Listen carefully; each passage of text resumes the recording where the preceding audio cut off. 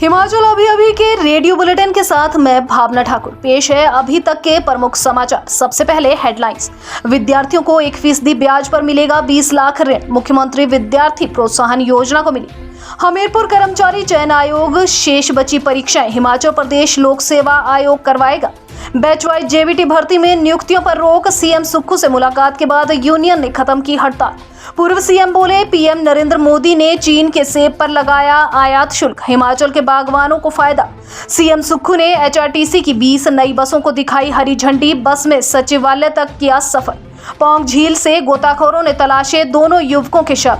लाडलों की लाशों से लिपटकर फूट फूट कर रोए परिजन। अब समाचार विस्तार से।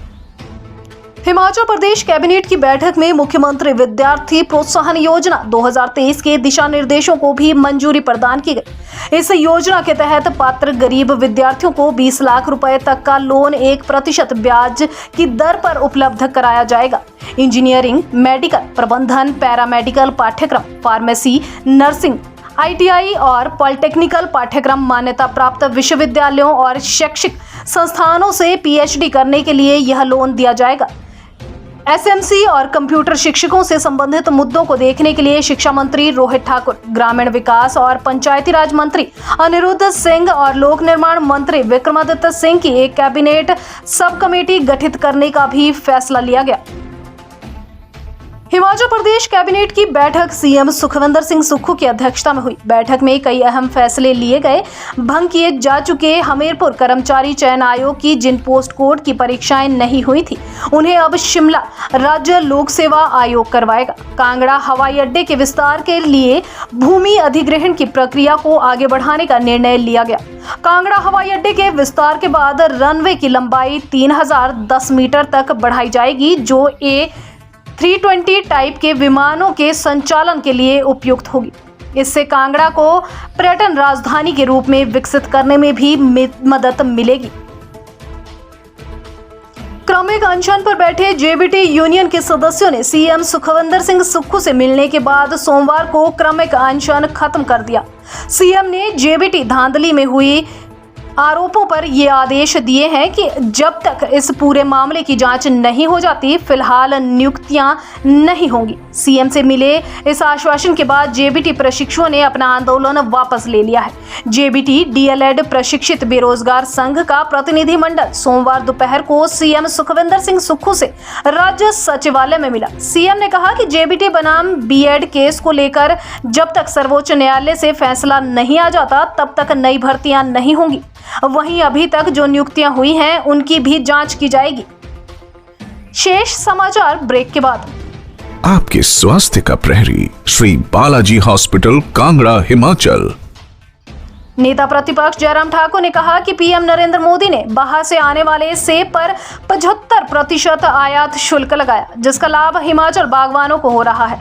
नेशनल हाईवे के चलते बागवानों का सेब एक दिन में ही देश की मंडियों तक पहुंच रहा है। चौपाल में विधानसभा क्षेत्र में आयोजित महाजनसंपर्क अभियान में जनसभा को संबोधित करते हुए पूर्व सीएम हिमाचल के चौमुखी विकास में पीएम नरेंद्र मोदी के योगदान को कभी भुलाया नहीं जा सकता। नेता प्रतिपक्ष ने कहा कि हिमाचल और देश के ने पीएम के नेतृत्व में ऐतिहासिक तरक्की की है। वर्ष 2024 में भी देश नरेंद्र मोदी को ही नेतृत्व का दायित्व सौंपने जा रहा है।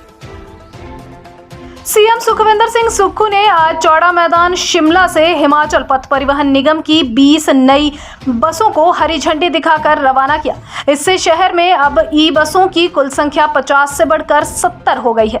इस अवसर पर सीएम ने कहा कि वर्तमान में हिमाचल पथ परिवहन निगम 90 इलेक्ट्रिक बसों का संचालन किया जा रहा है।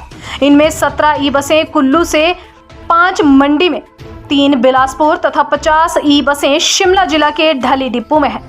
वर्तमान में शिमला में निगम के बेड़े में 15 अतिरिक्त ई बसें शामिल की गई हैं। इन ई बसों की परिचालन लागत डीजल बसों की तुलना में बेहद कम, लगभग 25 रुपए प्रति किलोमीटर है। पौंग झील ने दूसरे दिन डूबे हुए दोनों युवकों के शवों को उगल दिया है। एनडीआरएफ की टीम द्वारा रजत व सुमित कुमार निवासी दौलतपुर ऊना के शव बाहर निकलते ही शवों को देखकर परिजन जोर जोर से विलाप करने लगे। परिजन शवों को देखकर उनके साथ लिपट कर रोने लगे। रजत का शव सोमवार सुबह करीब 12 बजे बरामद हुआ, जबकि सुमित कुमार का शव 3:30 बजे बरामद हुआ। एसडीएम जवाली महेंद्र प्रताप सिंह ने कहा कि दोनों शवों को बरामद कर लिया गया है। एसपी नूरपुर अशोक रतन ने बताया कि पौंग झील में डूबे दोनों युवकों के शवों को बरामद करके पोस्टमार्टम के लिए भेजा गया है। पुलिस इस पर कार्रवाई कर रही है। इसी के साथ समाचार समाप्त हुए। नमस्कार।